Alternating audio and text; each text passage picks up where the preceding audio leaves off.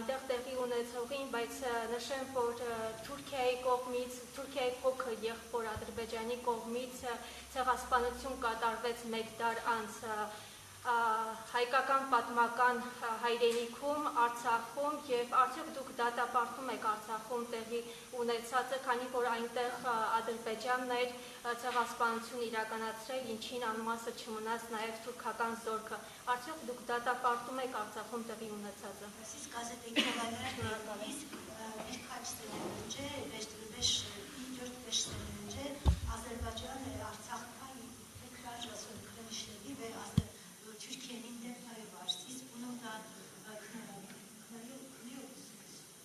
Çok imzalar, biz de çok imzaladık bunları protestoda. Նման այդ Արցախի պատերազմը բողոքող բազմաթիվ ստորագրահավաքներ եք նկարել, որին մասնակցել եմ։ Olayı nasıl tanımlarsanız tanımlayın. Büyük bir insanlık suçu var. Büyük bir suç var ortada. Անկախ նայած թե ինչպես է այդ իրադարձությունը բնորոշվում, խոսքը գնում է մարդկայնության դեմ գործված ոճերի մասին, մեծ ոճիր է իրագործվել։ Karabağ insanlarının karşılaştıkları büyük haksızlıkların bir biçimde uluslararası boyutta da tanınarak o haklarını elde etmelerini ümit ediyorum ve destekliyoruz. Ես վստահում եւ ես հուսով եմ եւ աջակցում եմ այն հարցին, որ Արցախի հայերը, այսինքն Ղարաբաղի հայերը կարողանան վերագտնել իրենց իրավունքները։ Çok o konuda ümitli değilim.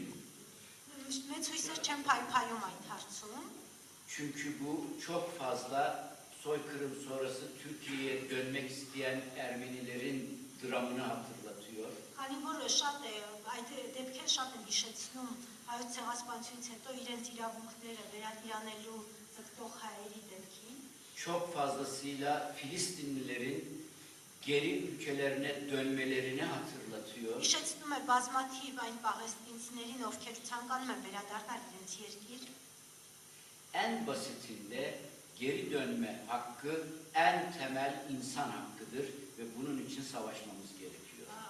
Եվ ամենակարևորը վերադառնալու իրավունքը մարդու իրավունքն է եւ դրա համար պետք է պայքարել։ Maalesef ben öyle tahmin ediyorum ki Türkiye Azerbaycan'ı bu konuda ideolojik olarak da eğitiyor. Çünkü Türkiye'nin 1920 sonrası Ermenilere yönelik yaptıkları çok önemli hakikaten hukuken ve diğer alanlarda.